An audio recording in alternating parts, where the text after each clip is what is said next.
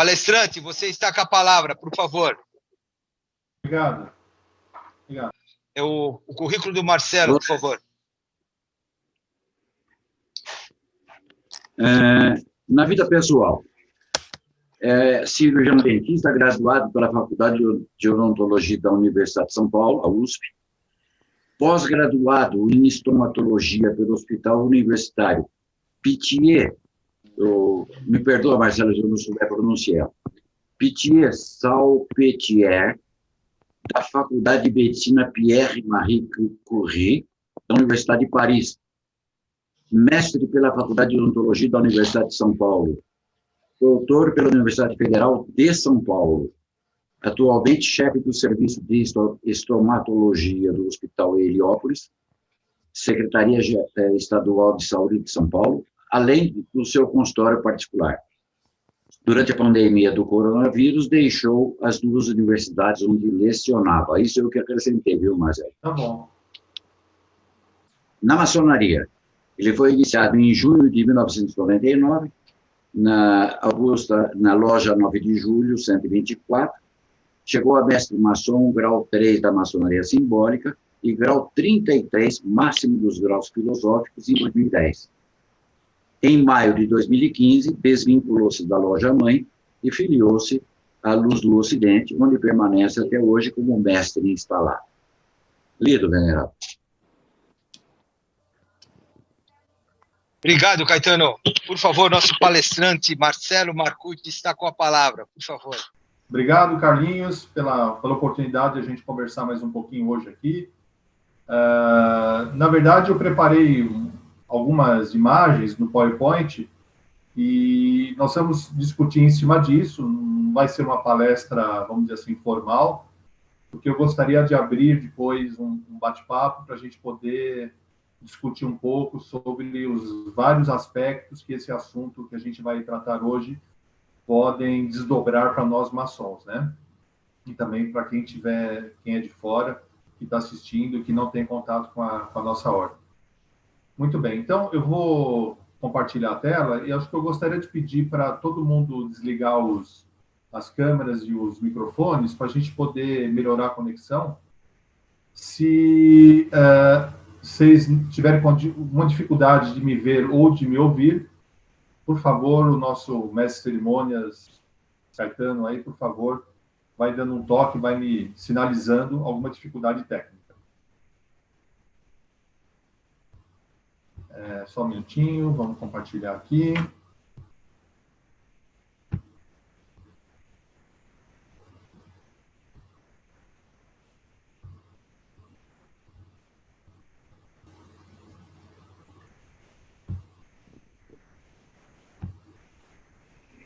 Isso. Todos enxergam a tela? Sim. Sim. Ok, né? Tá bom. Qualquer dificuldade, por favor, me sinalizem.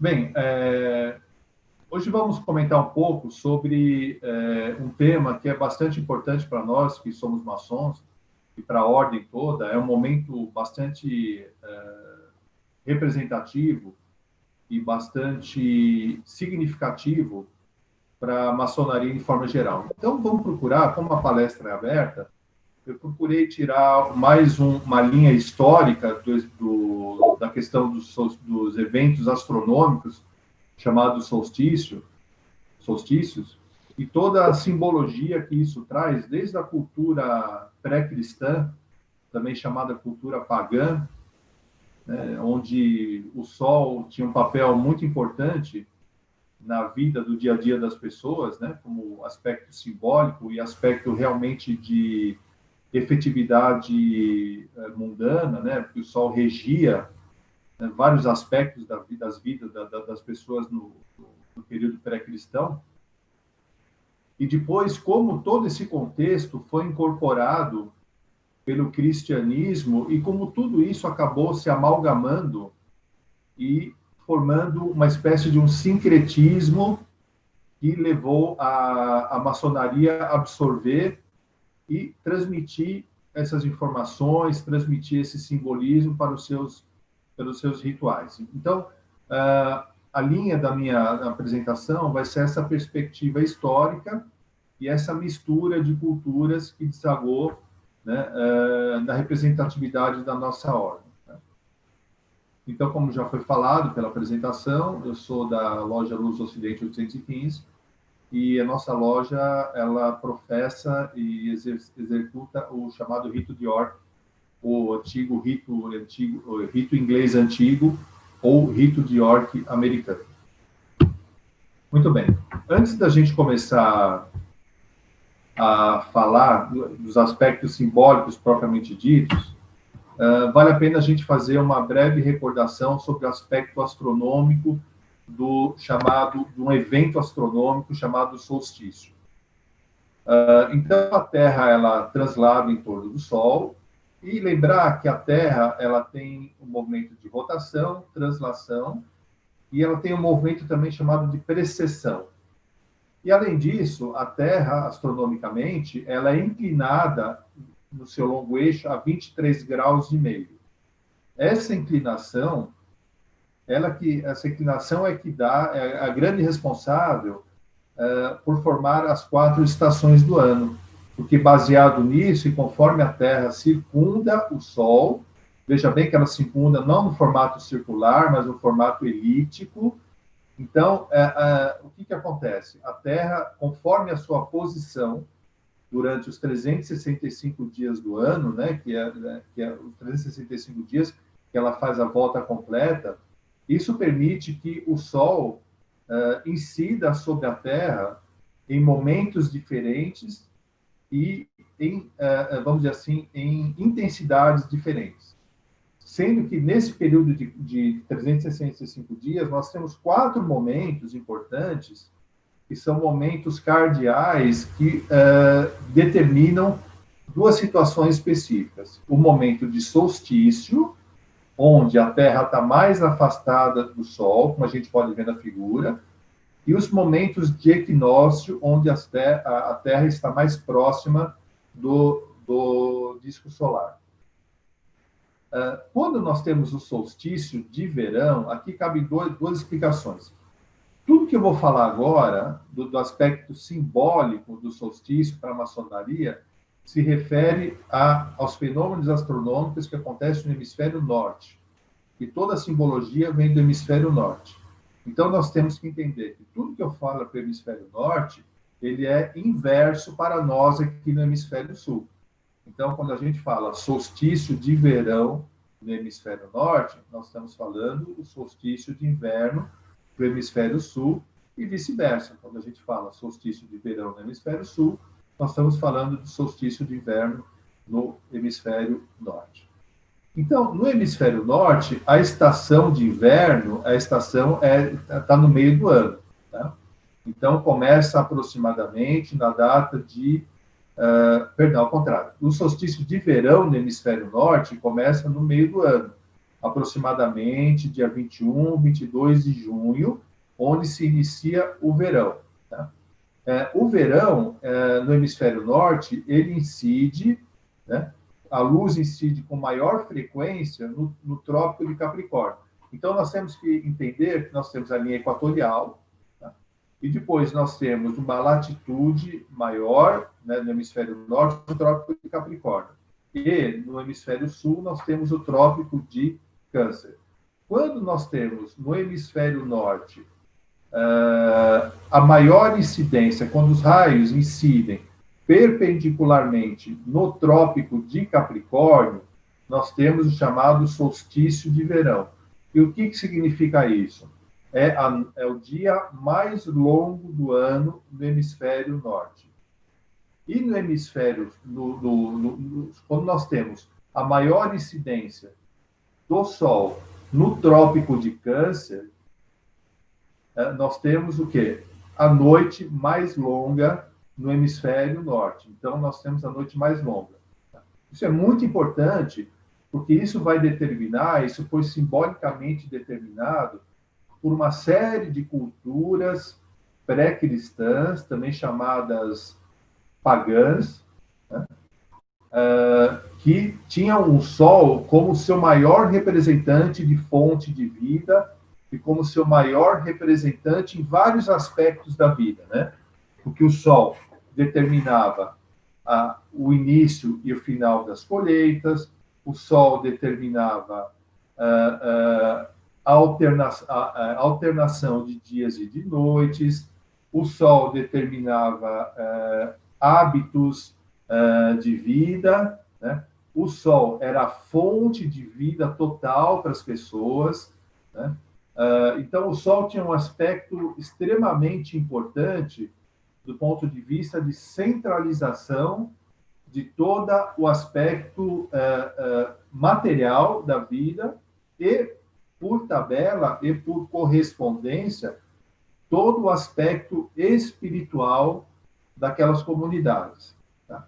Então, era muito comum nas culturas pré-cristãs a adoração ao Sol, o culto solar. Então, nós temos cultos solares no Egito, nós temos o culto solar na Mesopotâmia, nós temos o culto solar na Pérsia. Então, a gente vai ver que é muito importante esse culto solar no Oriente Médio, porque isso foi transposto para a cultura greco-romana, a gente vai ver mais para frente. E no continente americano, um dos maiores representantes do culto solar são as civilizações incas, né, e as civilizações astecas, onde todos os rituais, né, envolviam o quê? O culto ao pai solar, ao culto à divindade solar. Então, o Sol tem um símbolo muito importante, porque em última análise, o Sol é o símbolo da vida. Né? Então, todos os aspectos relacionados à manutenção da vida eram derivados da energia e da irradiação solar que vinha sobre esse mundo pré-cristão. Com relação aos equinócios, os equinócios eles já têm um aspecto um pouquinho diferente, né?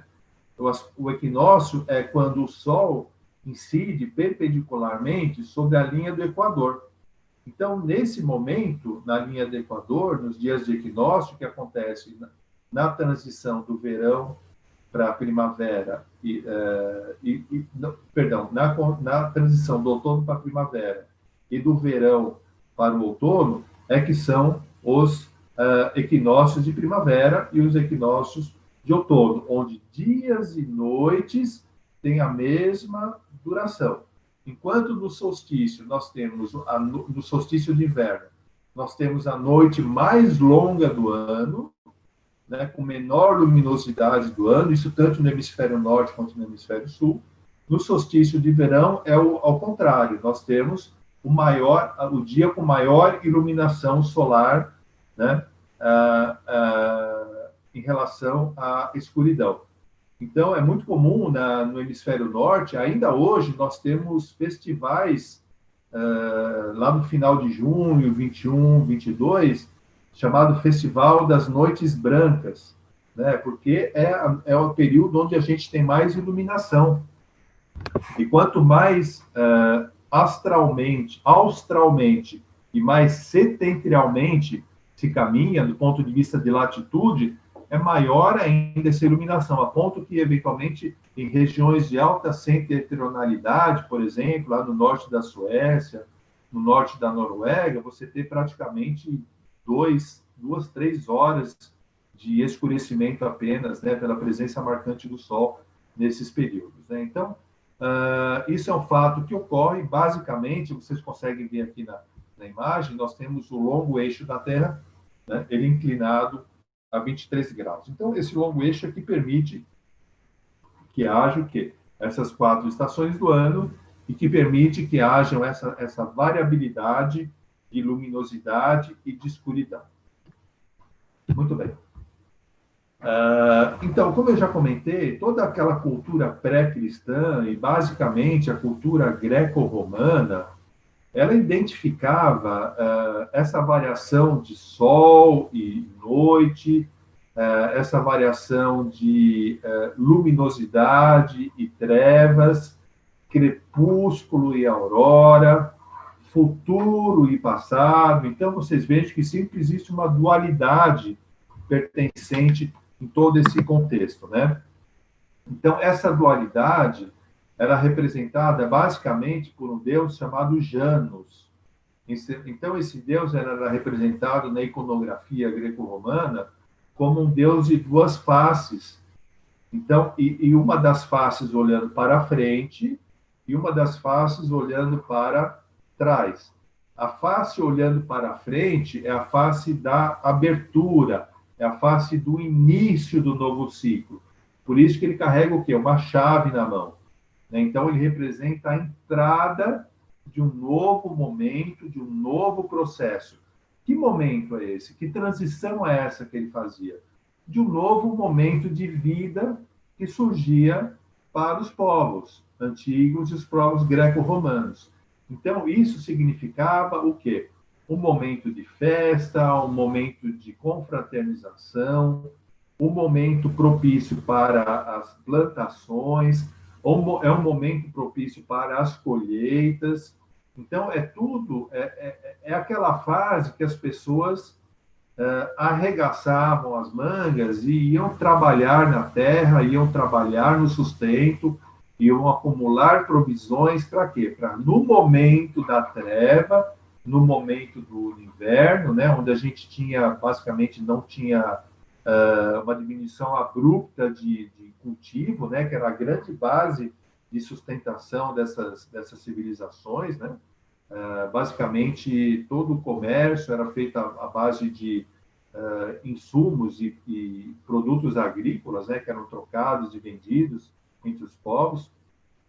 Então, o deus Jano é um deus que representava todo esse aspecto de transição do novo para o antigo. Então, vocês vejam que uma face do deus Jano olha para frente e uma face olha para trás, como se deixasse todo aquele passado, né, para trás e, aproveitando a experiência do passado, aquela mesma pessoa, aquela mesma personificação, projetava e construía o futuro. Então, fica fácil de entender porque o deus Janus deu nome ao mês de janeiro. O mês de janeiro é o mês de início do ano, né? Então, aí já se mistura, já começa um primeiro sincretismo, tanto do ponto de vista de subsistência dessas populações, quanto do ponto de vista de mudança de calendário, né? Então, o mês de janeiro é o mês que abre a porta do ano, né? Essa também é a relação da chave, e que se inicia um novo ciclo. A gente tem que entender que, na antiguidade, os povos sempre trabalhavam com um aspecto de dualidade, de dualismo. Então, era passado, futuro, luz e trevas, momento de cultivo, momento de colheita, momento de vida exterior, momento de vida reclusa, né, no inverno. Então, vida, morte. Então, tudo isso fazia parte dessas culturas, né? Não só a cultura greco-romana, mas se a gente for entender um pouquinho das culturas pré-colombianas aqui da América, nós vamos ver situações muito semelhantes também, né? Nós vamos ver assim aspectos muito semelhantes de cultura, de desenvolvimento, né? Então, por exemplo, os astecas, eles cultuavam o deus Inti, né? O deus Inti, o que é? É o disco solar, é o deus do disco solar, né? E cultivavam muito o disco solar e através de símbolos, através de objetos feitos em ouro. Por que o ouro? Porque o ouro é a simbolização do sol, né? O ouro é um metal nobre, porque ele simboliza o sol, e o ouro tem um outro sentido de nobreza, porque o ouro ele é incorruptível. O ouro ele não se oxida. Então, o indivíduo, quando ele chega num estágio vamos dizer assim, de crescimento, de evolução, ele se torna um indivíduo de ouro. Por quê? Porque ele se projeta externamente da mesma maneira que ele é internamente. Porque o ouro, se a gente for pegar um objeto de ouro, a superfície externa do ouro é exatamente a superfície interna. Ele não sofre nenhum tipo de ação do mundo exterior. Então, ele se promove, ele se mantém, vamos dizer assim, puro, porque ele expressa o que ele é de dentro, é a mesma expressão do que ele projeta para fora. Então, esse é o sentido do ouro, o sentido da evolução, né? Então, por exemplo, os indivíduos incas, o ouro não tinha absolutamente nenhum valor comercial para eles. Eles tinham um valor, apenas um valor simbólico, um valor ritualístico e um valor de celebração, né?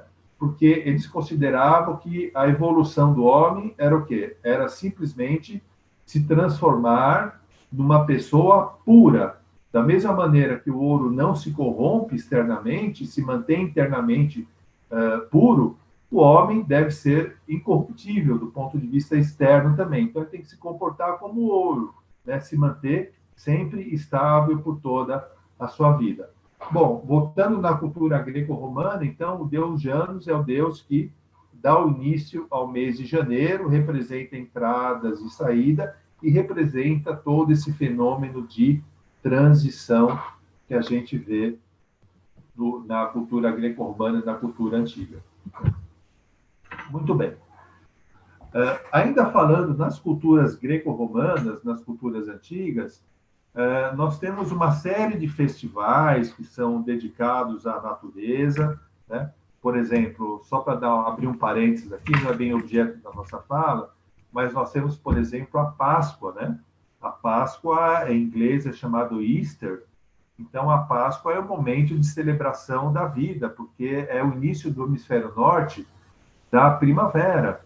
Então, é o início onde a vida vegetal, a vida animal, a terra florescia, né? E a vida vinha com uma grande explosão depois do inverno rígido, né?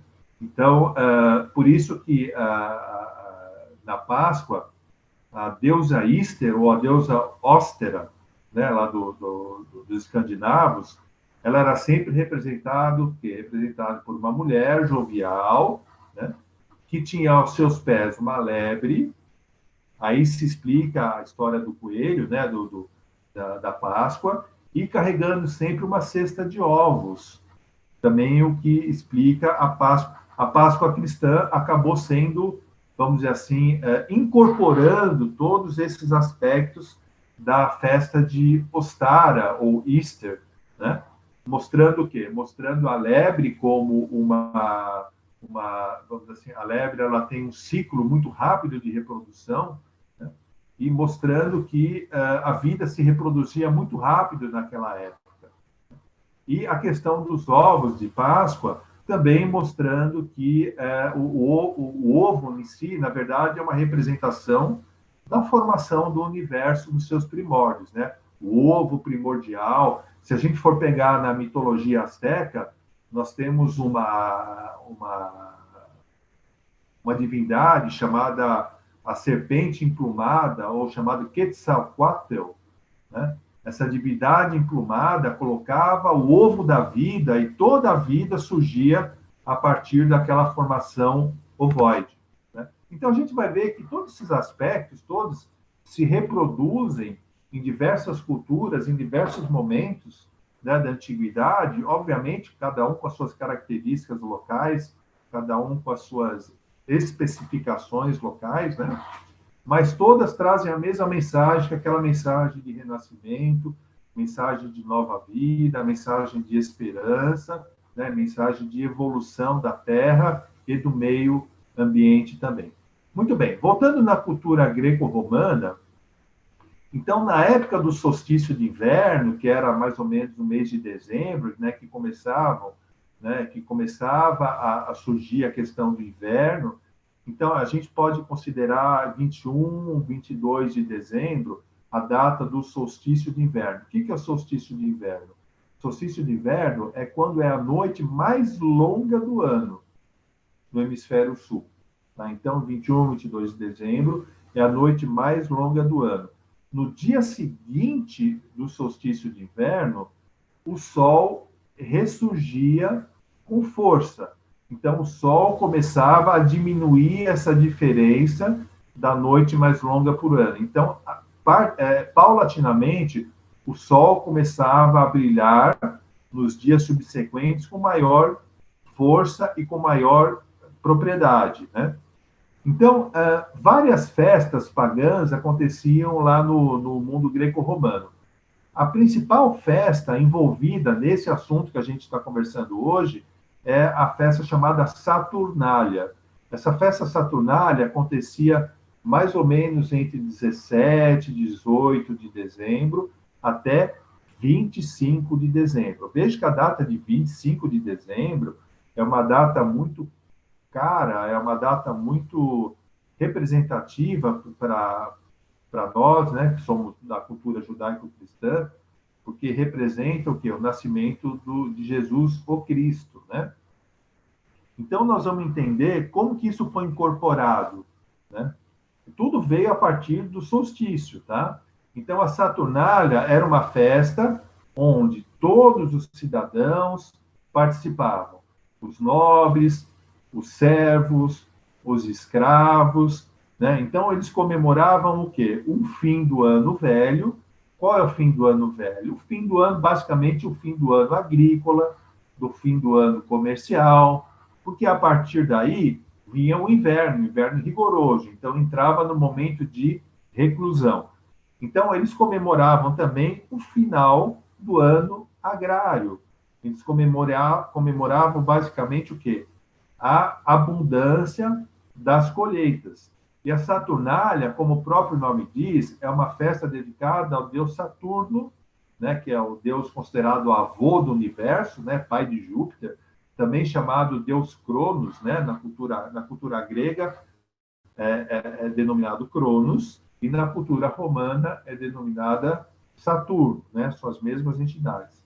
Então, Saturno, além de ser entre aspas, o avô do universo, que se Júpiter e Zeus, né, Júpiter na cultura romana e Zeus na cultura grega, são considerados os pais do universo, Cronos, como pai de Júpiter, né, é considerado o avô do universo. Existe toda uma lenda, né, sobre Cronos, que manda devorar os filhos com medo de ser apeado, né, da sua importância, e Zeus acaba sobrevivendo, né, ele não é devorado por Cronos. Existem obras, né, se não me engano, acho que de Caravaggio, tem um quadro muito, muito emblemático, muito representativo, sobre Cronos devorando os seus filhos, né? Zeus acaba sendo salvo, né? E acaba assumindo o controle do Olimpo e do mundo, isso dentro da tradição grega, né? Então, e Saturno, além de ter todo esse aspecto de avô do universo, ele também, dentro do mundo romano, ele é considerado também o deus da colheita. Então, é muito importante. Então, por isso que Saturno, essas festas dedicadas a Saturno, a Saturnália, também era uma forma de homenagear o deus Saturno do ponto de vista como um protetor e como um guardião das boas colheitas e das boas, vamos dizer assim, dos bons resultados agrícolas, né? Porque era muito importante, né? Porque no hemisfério norte você tem períodos que você planta e períodos que você colhe. Então, são períodos bem específicos durante o ano, diferentemente aqui no Brasil, né? O Brasil é uma terra abundante, abençoada, onde a gente colhe e planta o ano todo. Mas no hemisfério norte é diferente. Então, a colheita tinha que ser feita, a plantação tinha um período específico e a colheita tinha um período específico para quê? Para ter armazenamento desses suprimentos para poder sustentar a população nos períodos de frio, no período de neve ou no período de inverno, onde você não tinha uma colheita, vamos dizer assim, suficiente a ponto de sustentar toda a população, né? E nessas festas de Saturno, vejam que interessante, tinha o hábito de troca de presentes entre as pessoas, né? Vocês vejam que alguma coisa, né, já começa a soar familiar para a gente, né? Troca de presentes, né? Homenagens, né, ao mundo, ao ano que passou, né? Então isso já começa a ficar um pouco mais familiar para a gente. No final da Saturnália, existia uma festividade muito clássica, muito característica do mundo romano, que eles comemoravam o nascimento do Sol invencível, né? Em latim chamado Natalis Solis Invictus, ou seja, eles comemoravam no fim da Saturnália. Que data eles comemoravam isso? 25 de dezembro. Era a festa do nascimento do Sol invencível. Porque, a partir daí, como nós tínhamos o dia mais longo do ano, no dia seguinte ao dia mais longo do ano, o Sol começava a surgir com maior força. Então, isso significava o quê? Que o Sol era invencível, era o Sol superando o período das trevas. Então, ciclicamente, isso acontecia, que o Sol ia nascendo, ia trazendo a nova esperança, a nova iluminação, a nova força, o novo calor para a humanidade, e todos aqueles aspectos que eu comentei do Sol como símbolo de vida e como símbolo espiritual. É como se o Sol sempre, né, prevalecesse, sempre preponderasse sobre as trevas. Então, vejo que isso era muito importante para aqueles povos pagãos, porque eles precisavam do Sol, né? E eles comemoravam, eles davam, vamos dizer assim, tributos ao nascimento do Sol. Então, eles agradeciam aos deuses, né? Faziam oferendas aos deuses para que o Sol sempre se projetasse, né? Sempre se projetasse e nascesse de uma forma cíclica e invencível, né? Por que invencível? Porque, ano a ano, o Sol sempre reaparecia com força. Então, o Sol era invicto a qualquer tipo de ação, a qualquer tipo de desgraça que a população humana pudesse fazer, né? Então, eles consideravam que, embora os humanos fizessem atos errados, cometessem guerras, cometessem atitudes pouco virtuosas, sempre existia o Sol, né? Vamos dizer assim, o Sol com um aspecto misericordioso, né? Que isso já é uma, vamos dizer assim, uma leitura um pouco mais cristã, né? A palavra misericordiosa, mas tinha o mesmo aspecto, né? De trazer novamente a esperança e trazer novamente a possibilidade de um renascimento e de uma possibilidade de uma evolução desses povos banhadas pela luz espiritual do Sol. Outro dado muito importante na data de 25 de dezembro é que 25 de dezembro era a data do nascimento do deus Mitra. O deus Mitra é o deus solar lá do Oriente Médio, ele era muito cultuado pela população síria, principalmente cultuado pelos povos de origem persa, né? E com as invasões romanas lá para o Oriente Médio, lá para o Império Parta, para o Oriente Médio mais próximo, né? Então, esses soldados, eles incorporaram muito essa religião mitraísta, né? Religião estritamente solar, representada aí pelo deus Mitra. Então, vocês vejam que o deus Mitra é como se ele tem uma aura, né, representando os raios do Sol, e ele é conduzido pelos 4 cavalos, que são as representações das 4 estações do ano. Então, esse deus, ele vem trazendo o Sol comandando as 4 estações do ano. Então, esse culto a Mitra foi trazido para Roma, principalmente pelos exércitos romanos, pelos soldados romanos, e foi muito cultuado em Roma até aproximadamente 200 depois de Cristo, né? Então, Mitra foi um deus muito, muito cultuado. E depois foi muito difícil para o cristianismo, que estava começando a assentar as suas bases, né, no povo romano, lá pelo 3º século, 2º século. O auge disso vai ser no 4º século, né, onde o cristianismo vai passar a ser a religião oficial.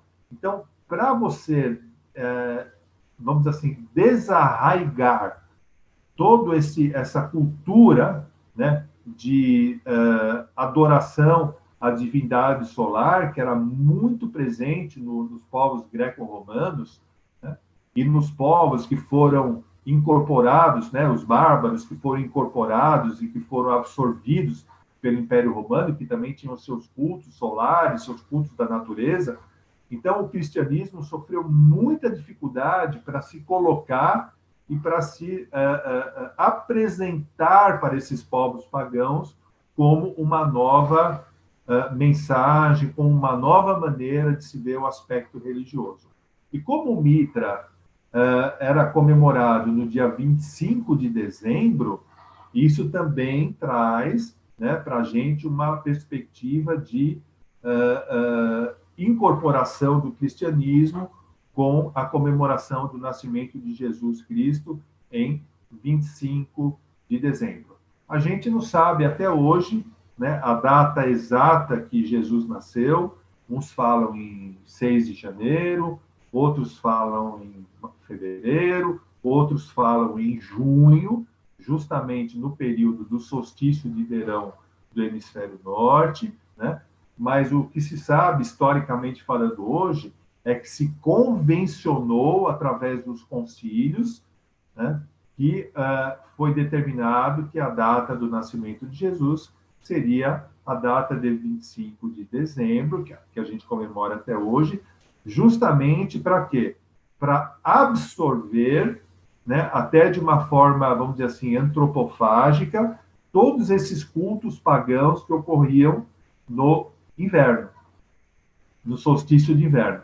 Então, vocês vejam que o solstício de inverno, ele, vamos dizer assim, ele transita, né, entre a Saturnália, transita entre a comemoração do nascimento do Sol Invencível, transita entre o culto a Deus Mitra, né? E se a gente for sair um pouquinho do continente europeu, do continente do Oriente Médio, se a gente for lá para o Oriente mais afastado, se a gente for pensar no Deus Krishna, por exemplo, que é uma das encarnações de Vishnu, um dos avatares de Vishnu, também é um Deus solar. E Krishna, da mesma maneira, se vocês forem ler a história de Krishna, ele tem uma história muito semelhante à história de Jesus Cristo. E qual é a data de comemoração de Krishna? 25 de dezembro também. Então, são todas divindades relacionadas ao quê? Ao solstício de inverno, ou seja, ao sol. É o momento onde o sol desabrocha com a sua maior potência. Então, todas essas divindades vão mostrar o quê? Que o sol é o grande fornecedor de energia para o mundo material, e principalmente um grande fornecedor de energia espiritual, porque o sol vai trazer a luz para as pessoas, o sol vai trazer, vamos dizer assim, o calor da divindade, vai trazer a luz, vai trazer a iluminação, vai trazer a consciência do mundo espiritual. Se a gente for pensar que o mundo espiritual é o mundo da luz e o mundo material é o mundo das trevas, então nada mais explicativo e nada mais intuitivo que o sol seja cultuado como a grande expectativa de evolução espiritual de todos esses povos, né? Então, aí nós temos a Saturnália, né? Saturno, o nascimento do Sol Invencível e o culto ao Deus solar Mitra, né? Tudo isso acontecendo aonde? Naquele período de 17 de dezembro até 25 de dezembro. Muito bem. A maçonaria, ela, dentro de todo o seu processo evolutivo, né, do processo da maçonaria operativa, lá da Idade Média, até para a maçonaria especulativa, né? Então, a maçonaria começou a absorver também, da mesma maneira que o cristianismo incorporou vários aspectos da cultura pagã, a maçonaria incorporou, obviamente, né, a maçonaria também é filha do seu tempo e filha das suas épocas, e conforme a sua época, ela foi incorporando, né, ritos, foi incorporando culturas, foi incorporando padrões, né, que foram sendo trabalhados dentro da ordem maçônica. Então, quando a maçonaria começou a sofrer influências mais intensas do cristianismo, né, o que aconteceu? Nós temos dois santos que vamos dizer assim, que tem um culto que é muito próximo dos momentos solsticiais, tá? Então, nós temos aqui do lado esquerdo o São João Batista, que era primo de Jesus, né? Ele era filho de Isabel, irmão de Maria, né? Então, o São João Batista, ele teve um papel muito importante na chegada, na anunciação de Jesus como avatar acrístico, né? Então, ele foi o anunciador, o chamado Iocanã. Iocanã é uma palavra em aramaico, né? É uma derivada de Iohannes, né? Que é o nome de João em grego e em latim. Então, Iocanã, ou João, ou Iohannes, quer dizer o quê? Se tem o significado o quê? De anunciador. Tá? Então, o Iocanã Batista, né, cuja data é comemorada em 24 de junho, que é uma data muito próxima ao quê? A data do solstício de verão do hemisfério norte, né? Então, ele basicamente ele fez o quê? Ele trouxe a boa nova do Jesus, do novo avatar, né, da era de peixes que vinha para trazer ao mundo o quê? A grande mensagem do amor. Então, não é à toa que o São João Batista ele é representado o quê? Com uma faixa que vocês veem em volta à cruz, né? Dizendo uma frase em latim: este é o homem, né? Este é o cordeiro, este é o anunciador, né? Este é o grande, vamos dizer assim, o grande avatar, a grande divindade que está por vir. E nos pés de João Batista nós temos o quê? A figura do Cordeiro, né? Mostrando que a proximidade do Cordeiro de Deus que estava sendo anunciado, que ia se encarnar como homem para trazer a boa nova de um novo momento espiritual que a Terra estava passando. A Terra, então, né, a civilização humana era uma civilização essencialmente, vamos dizer assim, polisteísta, né, na cultura pré-judaica, né, o povo judaico foi o primeiro povo a ter uma visão, uma cultura monoteísta. Antes deles eram praticamente todos politeístas, né? A cultura europeia pagã, a cultura egípcia, a cultura grega, então todos politeístas, né, todos com aquele aspecto de cultura da natureza. Então, João Batista foi trazendo essa nova cultura, né, monoteísta e mostrando, anunciando o novo divulgador da palavra superior, da palavra espiritual. Então, João Batista, a data dele é 24 de junho, que é uma data muito próxima da onde? Do solstício de verão do hemisfério norte. Então, o que o cristianismo fez? Isso ao longo de muitos anos, né? No segundo século depois de Cristo, terceiro século depois de Cristo, quarto século, ele foi adaptando essas novas realidades justamente aonde? Nas festividades e nos momentos onde os pagãos faziam as suas grandes culturas. Para quê? Para incorporar e para trazer essa nova consciência dos pagãos para uma consciência judaico-cristã. E do lado direito, nós temos um segundo santo também, de nome João, que é o chamado João Evangelista. Isso já veio depois, né? Ele era considerado, ele foi um apóstolo, um dos 12 apóstolos diretos de Cristo, né? Ele escreveu o último evangelho, o Evangelho de João, inclusive escrevendo todo o livro do Apocalipse, né? Que seria o que está além dos conhecimentos, né? O final dos conhecimentos. João tem toda uma história muito bonita, né? Ele era considerado o discípulo amado, o discípulo preferido de Jesus, né? e ele viveu quase até os 100 anos, né, com um compromisso de divulgar a palavra de Cristo, de Jesus. Ele cuidou de Maria, né, ele cuidou de Maria, Maria, mãe de Jesus, depois foi para a Turquia, né, morar em Éfeso, né, na cidade de Éfeso, onde Maria passou seus últimos dias. Inclusive, lá em Éfeso tem toda uma construção, tem todo um local, né, onde Maria habitou até o final da sua vida. Um lugar muito bonito, muito energeticamente, é muito pulsante da gente conhecer, né? E João escreveu o Apocalipse, né, recebendo toda aquela informação de uma forma, vamos dizer assim, vou usar uma palavra chamada canalização, né? Então, vocês vejam nessa representação icônica que algumas letras vêm lá do alto, né? O João olhando para cima, recebendo aquelas informações e transcrevendo isso para os papiros, né? E ele fez isso aonde? Ele fez isso na Grécia, na ilha de Patmos.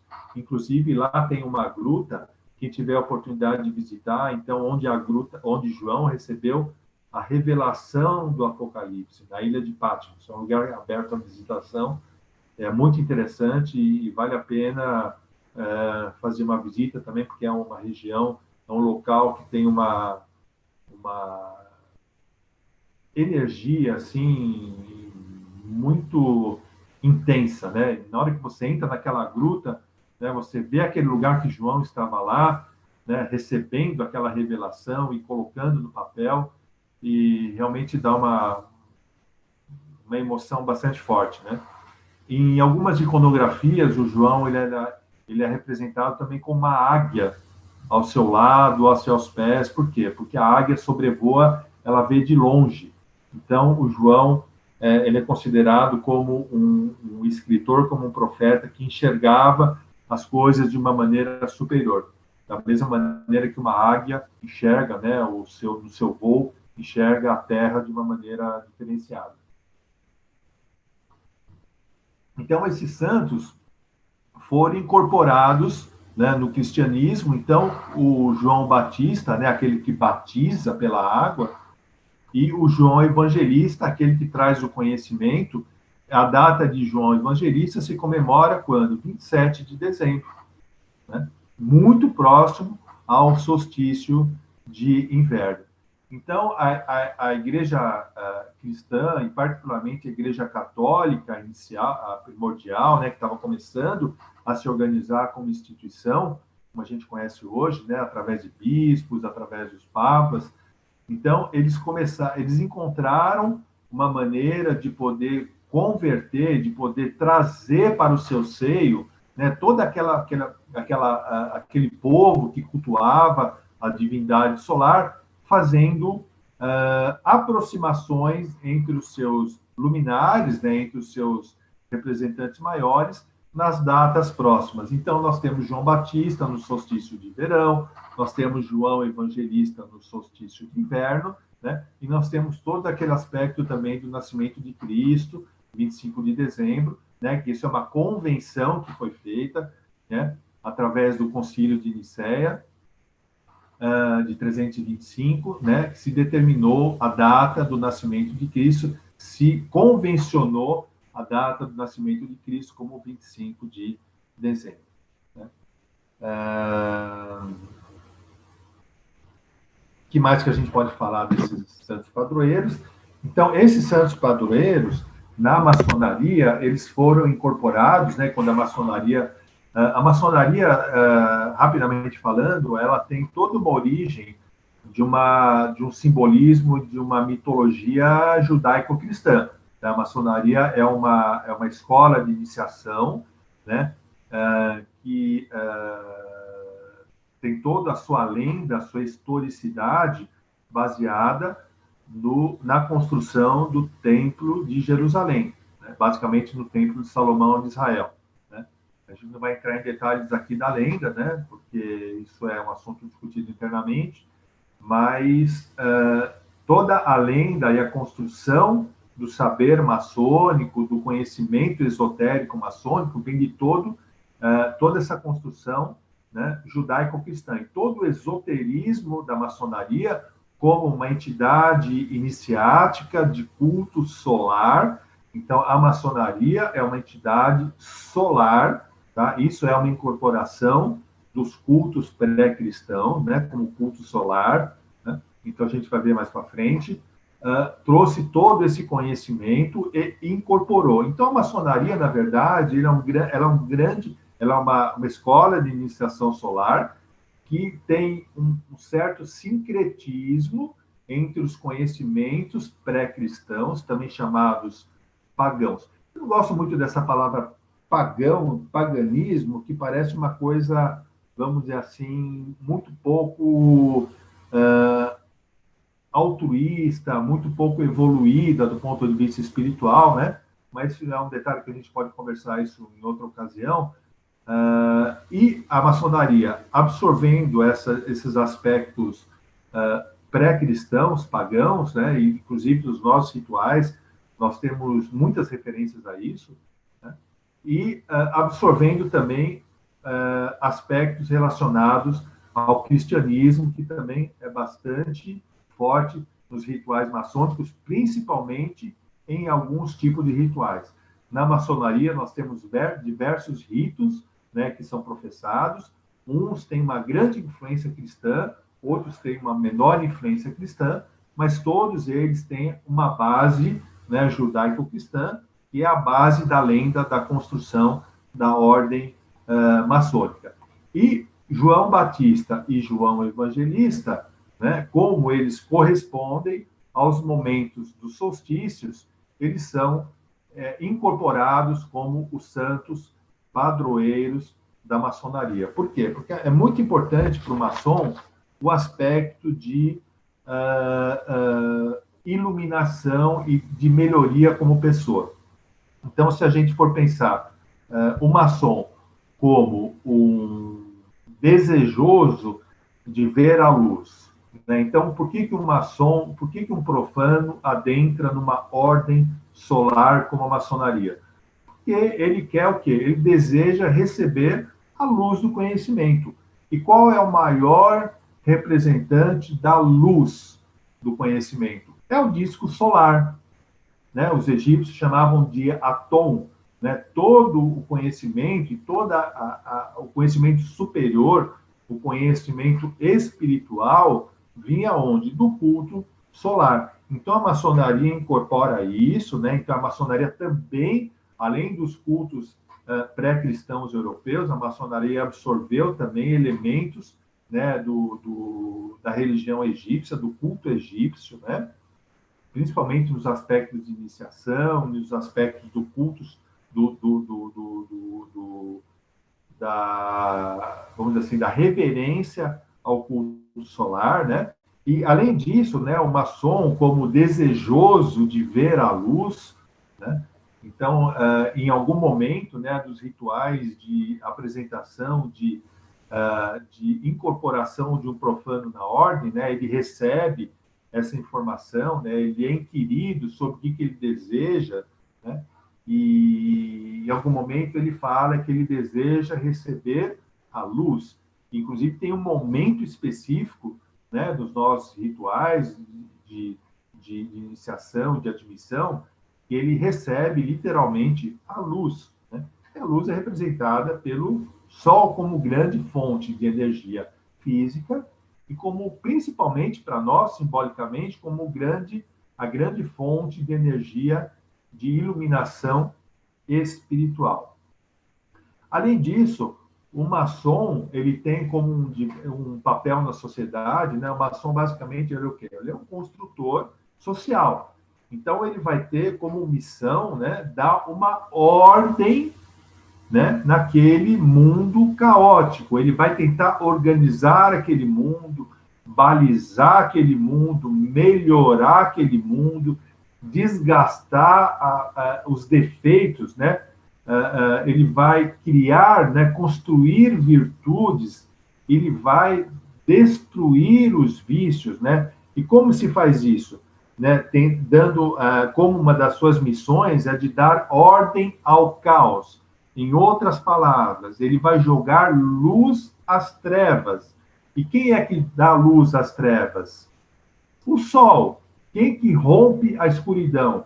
É a luz do sol. Então, todo esse simbolismo de sol e de luz é exatamente isso que o maçom faz dentro da sua vida, dentro da ordem, e principalmente na sua vida fora da ordem, né? Onde a gente tem essa condição precípua, né? Onde a gente tem essa, vamos dizer assim, essa tarefa diária de sempre trazer luz, né, em todos os aspectos profanos que a gente tem no nosso dia a dia, né? Trazer luz para o trabalho, trazer luz para nossas relações familiares, trazer luz para as nossas relações fraternas com amigos, né? Em todos os nossos aspectos da vida profana. Por quê?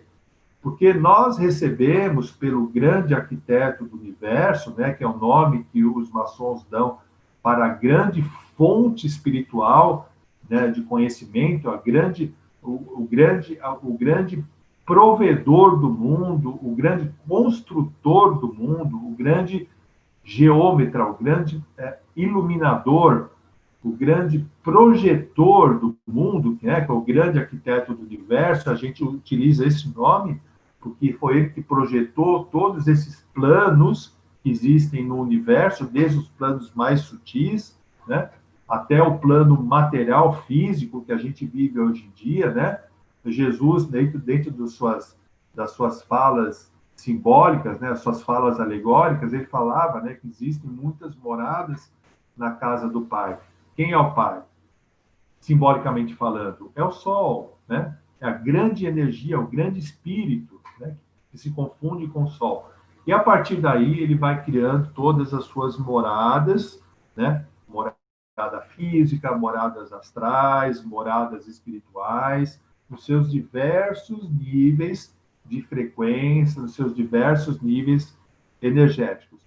E o grande arquiteto do universo deu o que para a gente? A capacidade de pensar, deu a razão, deu o livre-arbítrio, deu o juízo, né? Então, ele deu a capacidade de raciocinar livremente e nos deu a capacidade, o quê? De transpor toda essa iluminação que vem dentro dessa centelha divina que o grande arquiteto colocou dentro de cada um de nós, cada pessoa que está vivendo nesse mundo, 7 bilhões de pessoas, tem uma centelha divina que está lá em cima, né? Está lá dentro, lá escondidinha, a nossa mônada espiritual, aquela centelha que permanece, né, dentro dos nossos ciclos de vida e morte, ciclo de reencarnação. Então, ele deu essa capacidade da gente desenvolver o nosso intelecto, da nossa razão. Isso já foi muito discutido, muito explorado pelos antigos filósofos, desde filósofos gregos, né, desde Platão, Aristóteles, depois os filósofos escolásticos, né, explicando toda a divindade através do uso da razão. A gente poderia dizer que São Tomás de Aquino foi o que mais sintetizou todo esse processo e que durou toda a Idade Média até o começo da Idade Moderna, né, onde outros filósofos começaram a fazer outras releituras, né, de todo esse processo. Mas, em suma, o grande arquiteto do universo nos deu o quê? O livre-arbítrio e a capacidade de pensar. E pensando, nós podemos, né, jogar luz sobre as trevas. Essa é a grande metáfora, o grande simbolismo que a gente tem, né, que incorporando o Sol, né, incorporando os solstícios, que são as festas solares, né, no benefício da humanidade, na evolução dos homens e de todos os seres viventes da humanidade. Não é só o homem que evolui, né, pessoal? Todos os outros reinos evoluem, reino animal, reino vegetal, reino mineral. E se a gente for pensar o homem como síntese de todos esses reinos, né, o chamado reino hominal, né, é que evolui através de recebimento o quê?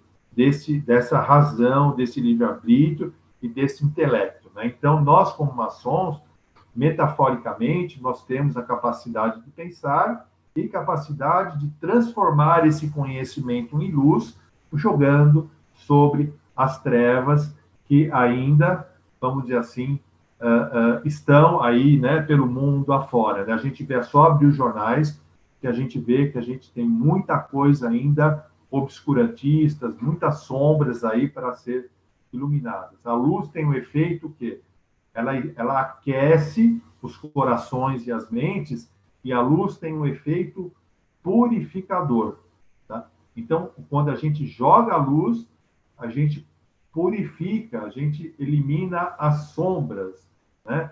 Através da luz. Então, a grande fonte do luz é o sol, a luz é o conhecimento, a luz é que traz a grande visão do conhecimento, né?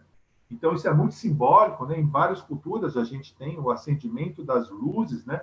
A luz como fonte de energia, como fonte de conhecimento e como fonte de espiritualidade, né?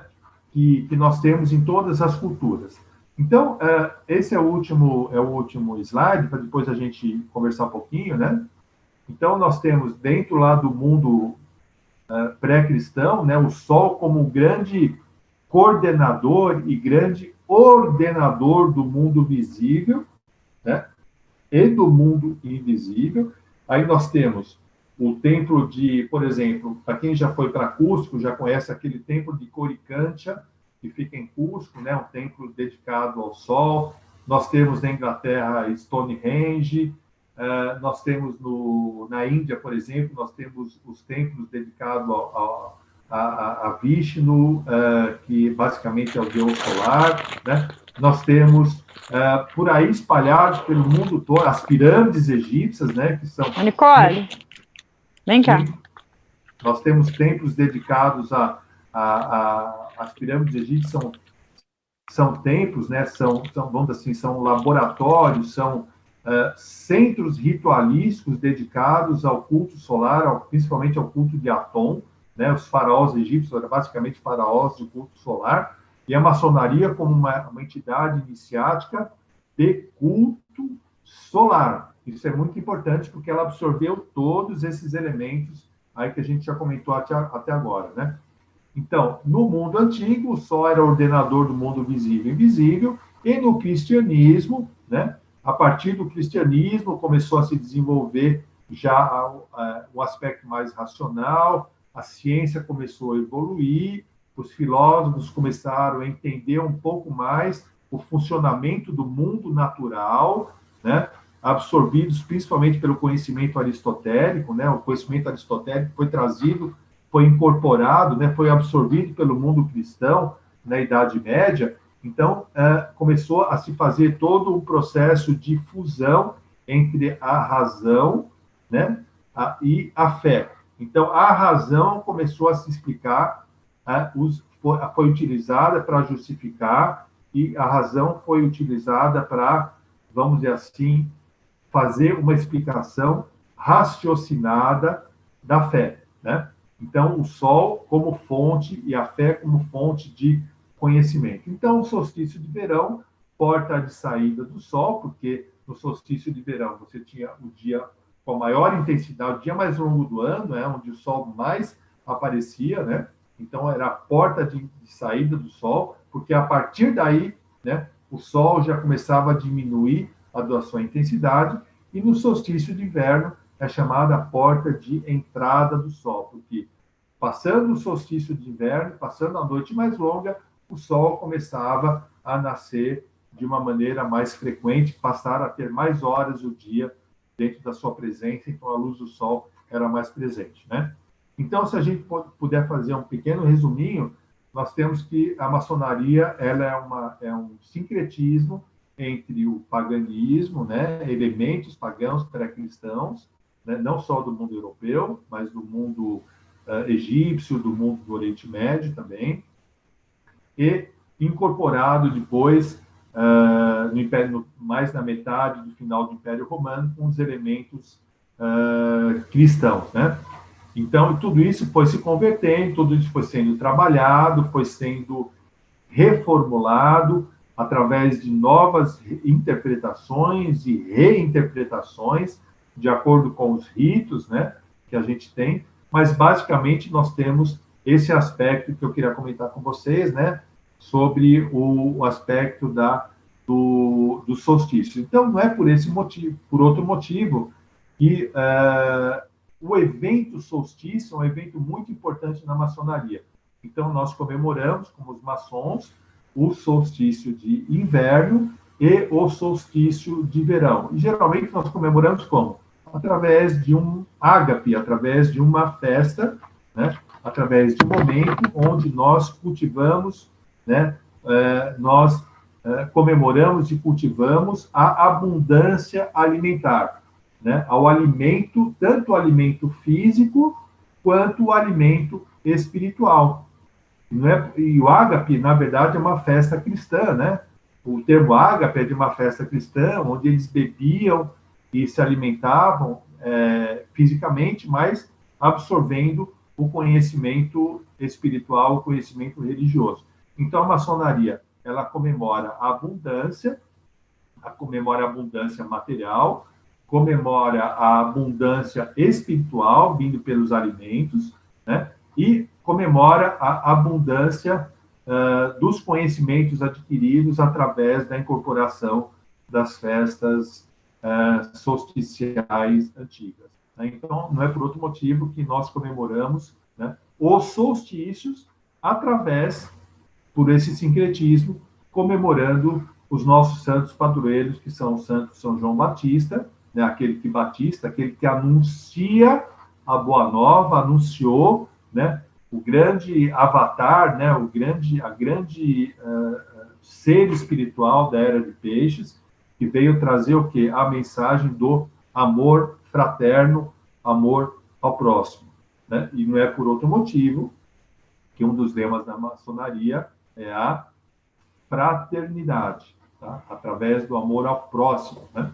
E João Evangelista veio trazer o quê? Veio trazer o conhecimento, veio trazer as escrituras, né? Veio trazer o conhecimento, veio trazer a razão que, juntamente aplicada com o amor, vai fazer com que nós tenhamos toda a evolução, tanto uma evolução intelectual, quanto uma evolução espiritual, uma evolução emocional. Para quem?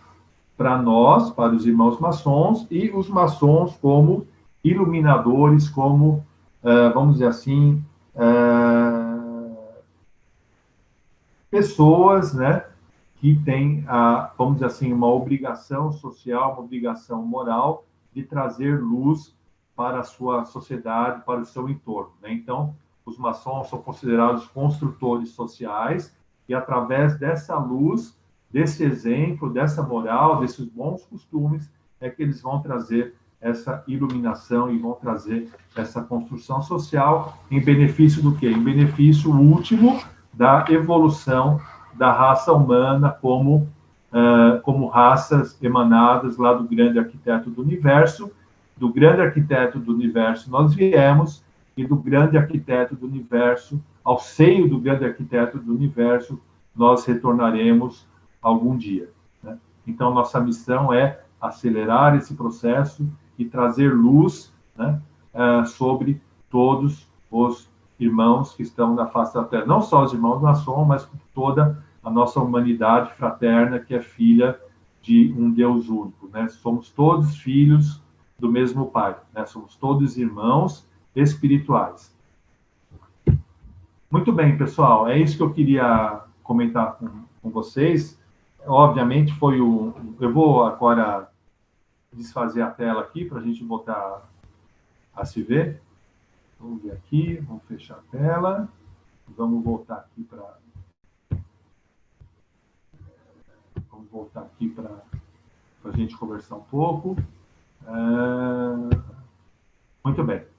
Então, se os irmãos quiserem abrir as telas, abrir o microfone. Então, basicamente, eu procurei dar um contexto mais, como nós temos uma palestra branca, eu procurei trazer um contexto mais histórico, mais, vamos dizer assim, até antropológico do que o sol, que os solstícios e os santos, né, representam para a nossa ordem. pessoal. Então, espero ter trazido alguma coisa, algum conhecimento, e podemos agora conversar um pouquinho, né? Eu gostaria de ouvir o que os irmãos pensam sobre isso, qual é a ideia, qual é a leitura que os irmãos têm sobre tudo isso que eu falei, né? Então, podemos enriquecer um pouquinho mais aqui o que a gente comentou até agora. Obrigado pela atenção de vocês. Obrigado a você, Marcelo.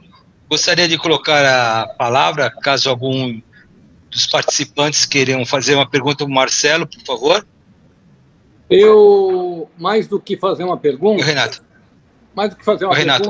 Eu gostaria de agradecer ao irmão Marcelo. Mais do que um compartilhamento de conhecimento, ele proferiu uma aula magna a respeito dos solstícios, dos equinócios e da maçonaria.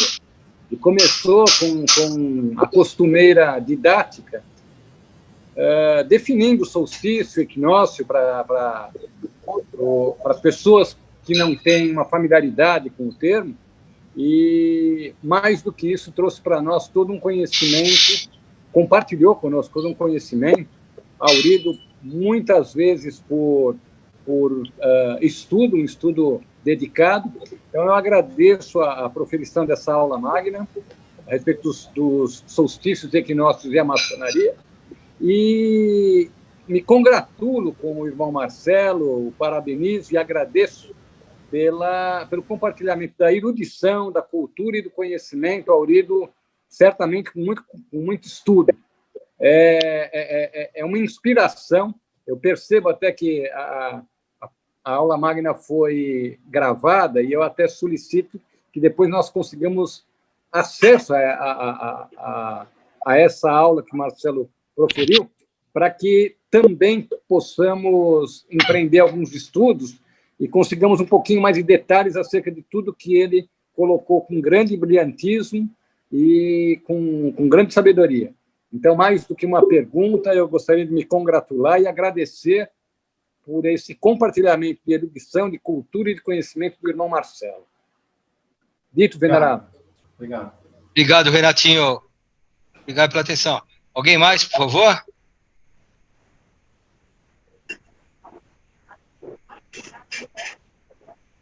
Alguém?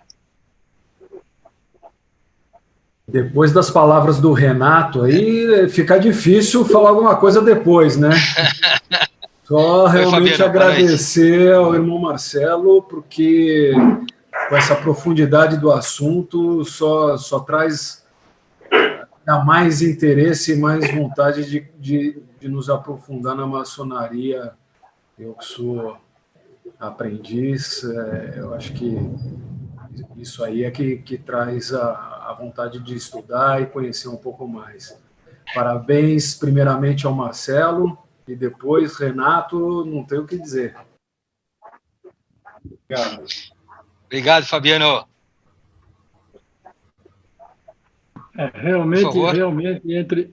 Realmente entre a aula magna do Marcelo e a apreciação do Renato, fica difícil a gente fazer qualquer tipo de análise ou observação.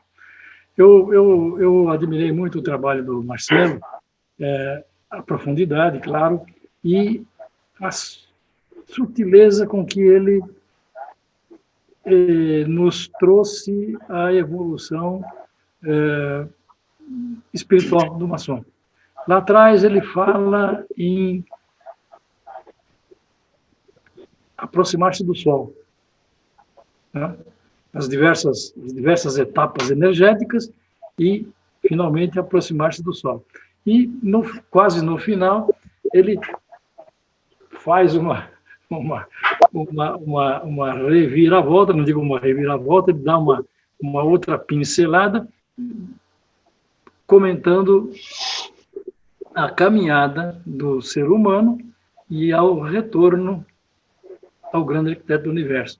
Então, esses dois pontos, essas duas abordagens, é que eu gostaria que o Marcelo trouxesse um pouquinho mais de de falasse mais alguma coisinha a respeito. Lá atrás o Sol, aqui o grande arquiteto do governo.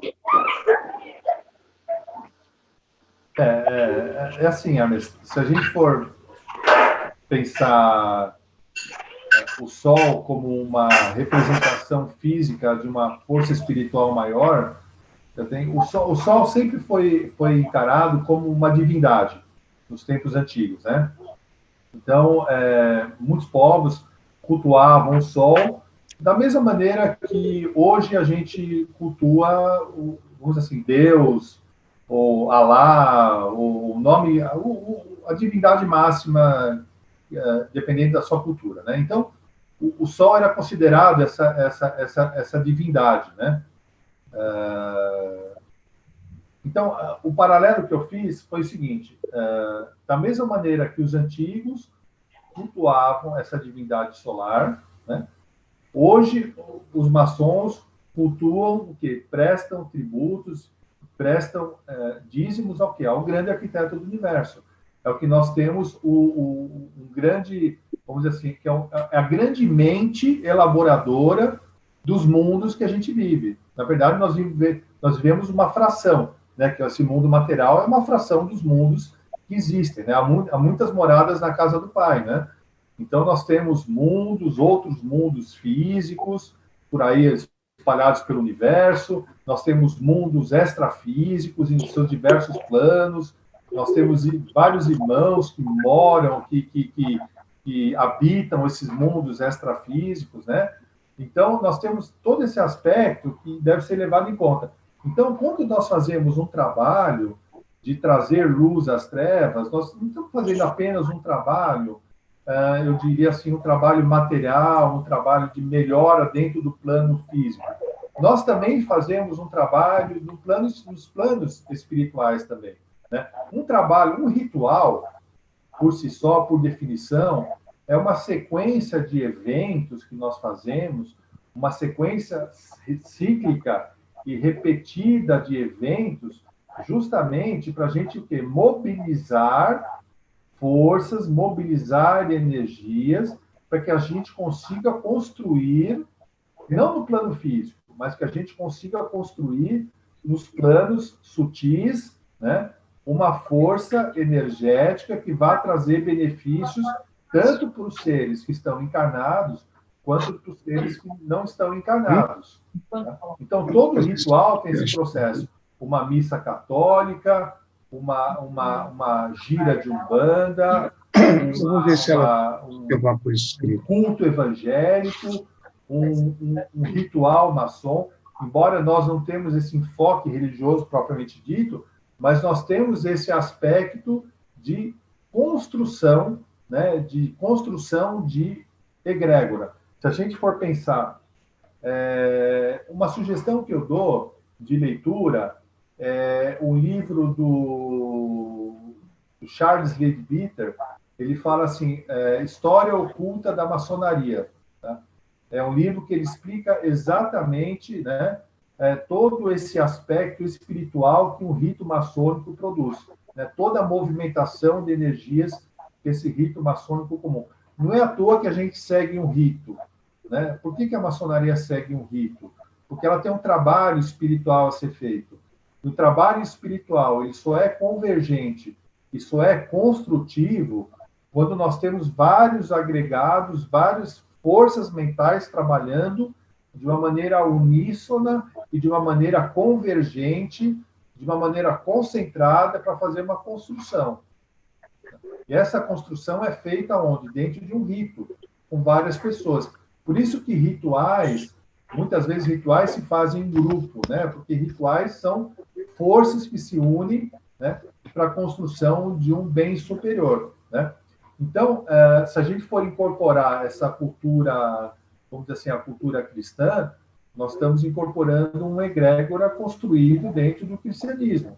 Se a gente for incorporar uma cultura pré-cristã, nós estamos incorporando essa cultura construída dentro de um mito, do mito chamado mito solar, que é a representação da divindade. Então, a maçonaria, o que ela faz? Ela agrega, ela é sincrética, ela agrega vários elementos. embora hoje em dia a gente tenha elementos, vamos dizer assim, os mais evidentes são elementos cristãos, judaico-cristãos, né? Mas a maçonaria tem muitos elementos pré-cristãos. E os solstícios são basicamente isso, né? No cristianismo, a gente não tem esse aspecto de comemoração de solstícios, né? Não existe isso. Nós temos os aspectos das festas cristãs. Nós temos a Páscoa, que é uma, vamos dizer assim, uma incorporação do equinócio de primavera do hemisfério norte. Nós temos o Natal, que é uma incorporação do solstício de inverno, né? Então, nós temos essas incorporações cristãs, né? Que foi uma maneira que o cristianismo encontrou de quê? De trazer, de arrebanhar todos aqueles povos, né? Que tinham aquela cultura muito arraigada para dentro de uma nova mensagem, de um novo ser que estava vindo para trazer uma nova mensagem para o futuro, uma nova mensagem de amor, né? Que foi a mensagem de Jesus, o Cristo, né? O ungido, né? Jesus Crestos, né? Aquele que é ungido, que veio trazer a luz, né? Num determinado momento da humanidade que até hoje, né? Nós prestamos tributos e rendemos aos seus conhecimentos. Não sei se eu respondi. É que assim, isso é tão vasto, né? Isso vai trazendo outras coisas, né? Outras informações. Eu só sei que, assim, muitas vezes, a gente só tem uma visão um pouco, vamos dizer assim, limitada da maçonaria, né? Mas a maçonaria, como ordem solar, ela é riquíssima. Ela traz muita coisa. Ela é muito mais do que a gente imagina. Marcelo, eu agradeço por bastante. favor, você pode repetir a referência bibliográfica? Então, Eu posso até passar depois... Eu vou colocar aqui, vou escrever aqui no chat. O autor chama-se Charles Leadbeater. Vou escrever aqui no chat. Charles Leadbeater. Charles Leadbeater, ele era um bispo anglicano do final do século XIX. Ele era maçom, grau 33, e ele foi um grande expoente da Sociedade Teosófica, né? Então, ele escreveu vários livros. Ele foi um contemporâneo de Helena Blavatsky, né, que foi uma grande, vamos dizer assim, uma grande estudiosa, uma grande figura, né, dentro do esoterismo e dos conhecimentos do final do século XIX, do início do século XX, fundadora da Sociedade Teosófica. E o Charles Leadbeater, ele traz esse livro chamado História Oculta da Maçonaria. Inclusive, a Helena Blavatsky, ela tem um pequeno livro, chama-se, vale a pena ser lido também, Origens do Ritual na Igreja e na Maçonaria, onde ela faz paralelos, né, entre o ritual maçônico e o ritual da Igreja. Origens dos rituais na Igreja e na Maçonaria. É fácil de encontrar para comprar esses livros. Tem edições aí... estão no mercado aí, é fácil. Se não encontrar em livrarias, não encontrar novo, você encontra na estante virtual, por exemplo, você encontra facinho esses livros, tá? São muito bons, viu? Para quem se interessar, História Oculta da Maçonaria, do Leadbeater, e Origens e Ritual da Igreja e da Maçonaria, de Helena Petrovna Blavatsky. Marcelo, só me permita, já que você falou no Leadbeater, além da história oculta da maçonaria, ele é um autor que se preocupou com os diversos graus, as diversas passagens. Então, você vai ver, os aprendizes poderão encontrar comentários dele sobre o grau de aprendiz, depois o grau de companheiro, o grau de mestre, e os graus filosóficos todos. Então, é uma leitura agradável, fácil e muito interessante, né? Porque aborda, né, nos diversos livros anteriores, ele vai abordando os conhecimentos que estão contidos naquele grau. Eu acho que realmente foi um autor bastante recomendável e para todos nós. O Leadbeater, ele tinha uns dons parapsíquicos aí, e ele tinha uma certa clarividência, então nos livros dele ele enxergava muitos fenômenos que aconteciam dentro de um trabalho maçônico e ele colocou tudo isso no papel, né? É muito interessante, eu acho que vale muito a pena a gente ler para entender toda a mecânica espiritual que acontece dentro de uma loja maçônica. Na verdade, nada que acontece, principalmente os aprendizes disso, nada que acontece dentro de um ritual maçônico é por acaso. As movimentações, elas têm uma função, a posição das luzes tem uma função, tudo isso tem um sentido espiritual. Tá? A gente não está só fazendo um trabalho mecânico baseado em algum ritual que alguém escreveu lá e não sabe por que aquilo acontece daquele jeito. Não. Tudo tem uma função de ser. Tudo tem um trabalho mecânico, tudo tem uma construção espiritual que é feita, uma egrégora que é feita. Agora, você imagina isso nas milhares de lojas feitas no mundo inteiro, repetindo esses rituais, né? Tudo isso se concentra, tudo isso se sintoniza, vibra numa mesma frequência e faz um trabalho, né, em benefício o quê? Em benefício da raça humana, né? Isso é que faz, logicamente, não só a maçonaria, outras ordens, outras correntes espirituais também fazem um trabalho, né, que fazem com que a humanidade, isso é que faz a roda da evolução da humanidade girar. A gente abre jornal, vê tanta notícia ruim, né? Vê tanta coisa, mas tantas coisas acontecem, mas a humanidade sobrevive, a humanidade continua, né? Graças a esses abnegados, essas pessoas que trabalham, né? Pensando num bem maior, pensando numa, vamos dizer assim, numa perspectiva espiritual maior, uma perspectiva de crescimento, tanto pessoal como crescimento de humanidade como raça, né? Então a gente tenta empurrar tudo isso, né, para que os processos de evolução caminhem dentro do que está previsto pelo grande arquiteto do universo. Aqui tudo, aqui nos dá a luz, né, que nos dá o conhecimento, né, e daquela lei maior aqui tudo e a todos rege. Ô, Marcelo. Oi. Oi, Ronaldo. Tudo bom? Oi. Ronaldão. Tudo bem? Grande irmão. Tudo bom. Foi muito gratificante a sua palestra. Eu viajei junto, viajei pelo Egito, viajei pela nossa parte, a contraparte egípcia aqui nos Andes, né? As coisas foram muito claras. Você fez muitas ilações com relação à luta da luz contra as trevas e também a necessidade do conhecimento, porque o homem, nos seus primórdios, ele desconhecia o Deus, como você falou, e o que era o mais importante para ele? Era o sol que dava vida, o sol que fazia germinar, que tinha os solstícios, os equinócios, enfim, ele talvez nos primórdios ele nem saberia como determinar esses nomes, esses eventos, mas ele comemorava os fatos e as ocasiões. E aí foi agregando. E nós aí absorvemos isso daí, trouxemos para nossa lojas, né? E na maçonaria, qual é o nosso objetivo? É levar um pouco de luz às trevas, como você falou. E tem uma frase que diz: todo conhecimento na treva é luz.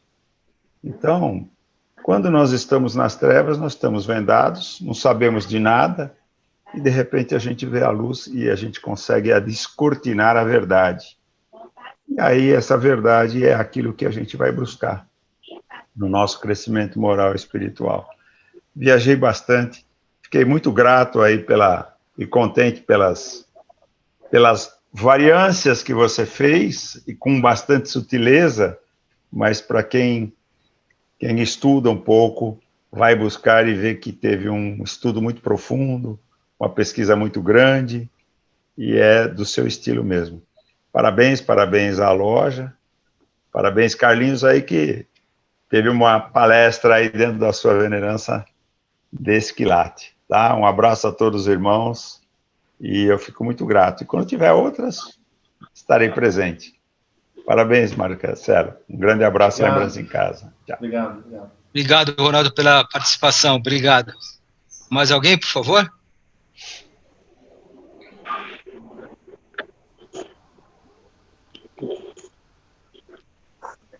O irmão gostaria de falar?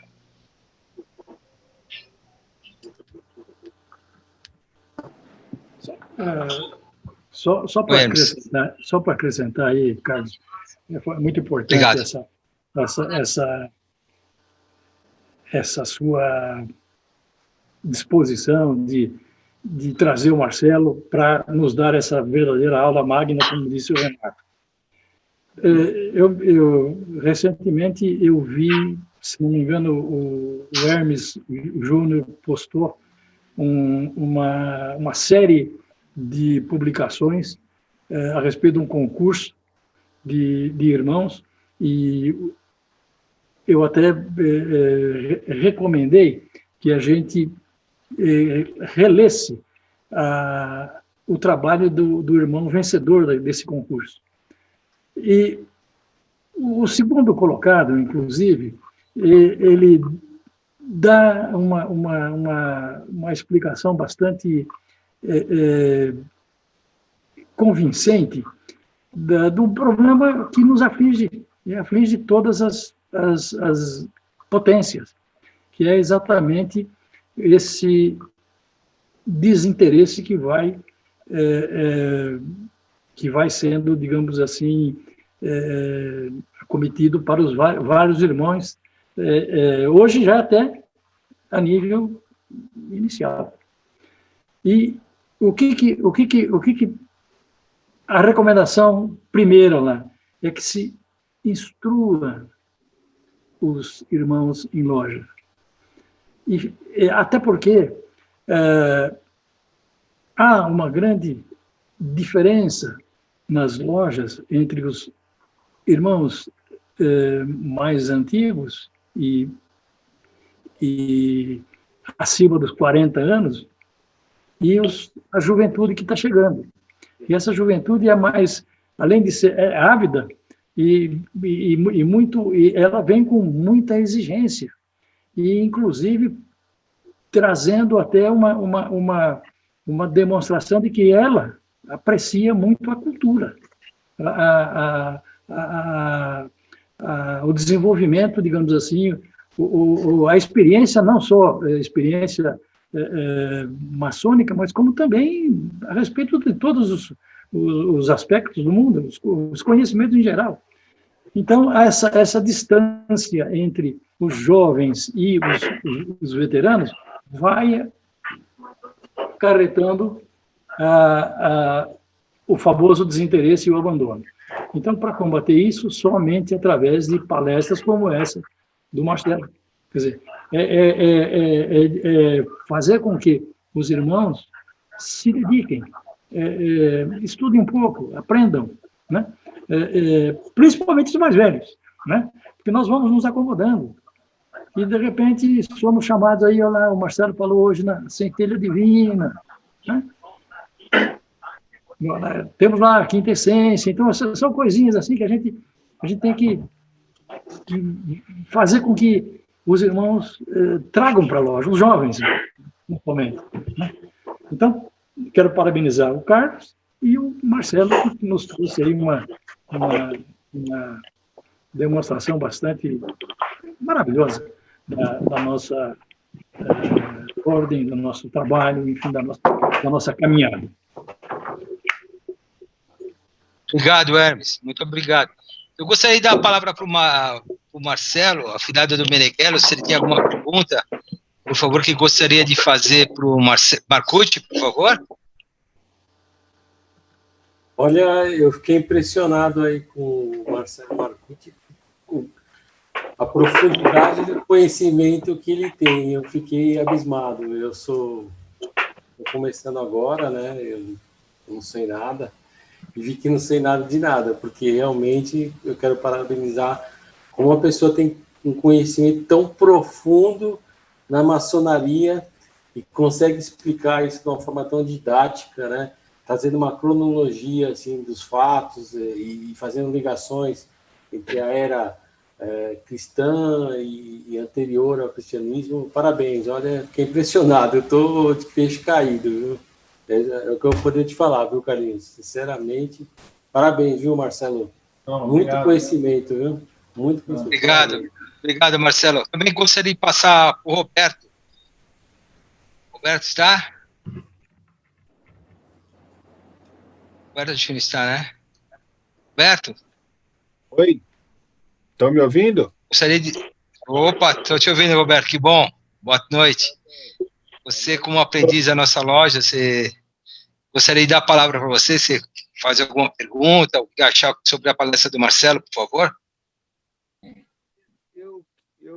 Eu adorei, gostei muito mesmo, de verdade, e tem alguns aspectos interessantes. Tem o Horus e a Ísis, que também podia entrar aí, o zoroatrismo, que também podia ser comentado. Eu sei que o Marcelo fez dentro do prazo que lhe foi estipulado, então ele não ampliou isso tudo aí, né? Então, claro que você pode trazer essas ideias, então, do Oriente, que são muito importantes para o nosso etnocentrismo europeu, né? Que acaba não olhando para as outras culturas. Eu gostei bastante dele trazer essa ideia dos astecas e também dos incas, né? Lembrando os maias também, que seria interessante, a cultura pueblo e a cultura Xinu, né, dos Estados Unidos, que também cultuam o sol e que também são importantes nessa referência. Quando a gente entrou aí no Holoceno, quando a gente começa a criar a humanidade do jeito que a gente conhece hoje, a ideia e a referência era buscar exatamente o aquecer depois do período glacial que a gente passou. É claro, a gente pode discutir isso daqui o resto da noite inteira, mas eu queria agradecer muito essa aula magna fantástica. Eu acho que de todas que eu assisti com vocês até agora, foi muito boa, foi uma das melhores que eu vi. E, é claro, o Marcelo entende muito disso, é o nosso companheiro, nosso professor aí nas horas vagas, né? Então, agradeço bastante, gosto muito do que eu ouvi, gosto muito dessa ideia de estudar. Eu sempre fiz isso a minha vida inteira e eu quero agradecer essa palestra fantástica que aconteceu agora. É isso aí. Obrigado, Roberto. Carlinhos. Obrigado, Roberto. Carlinhos. Alguém mais, por favor? Jorge. Oi. Jorge, posso falar? Oi, José, que prazer. Por favor, está com a palavra. Primeiramente, eu quero agradecer ao Caetano que mandou um convite para mim. Porque se não fosse por ele, não assistia essa maravilhosa palestra, esse banho de cultura que o Marcelo deu para a gente. Marcelão, muito obrigado. Foi maravilhosa a tua palestra. Eu acho que foi boa a minha opção de assistir a tua palestra do que a outra, tá? Então, parabéns, Marcelão. Parabéns mesmo, de coração. Foi ótimo. Deu um banho de cultura para todo mundo aqui. Um abraço e muito obrigado, gente. Obrigado, Acef, pela oportunidade. Vou falar uma coisinha. O Roberto falou, né, das culturas mais orientais. Então, se a gente tiver a oportunidade de um dia, a gente poderia falar um pouco sobre a cultura védica, a cultura do panteão hindu. São coisas interessantíssimas. Você sabe, eu estive lá, né, em fevereiro, então, assim, eu aprendi coisas assim, impressionantes. Se vocês soubessem a história do Krishna, vocês vão ver que a história do Krishna é a história de Jesus. Vocês vão ver que é um aspecto muito semelhante. E não é à toa que os dois são divindades solares, né? Então, assim, se um dia a gente tiver a oportunidade de falar sobre Zoroastro, o que é Zoroastro? Zero astro. É o Sol, né? Então, era o culto mitraico lá do Sol. Então, assim, tem coisas muito interessantes. Então, numa próxima oportunidade, a gente pode conversar um pouco sobre isso também. Nós vamos encontrar muitos paralelos. Carlinhos, por favor. E é interessante... Oi, Roberto. favor. Pode falar.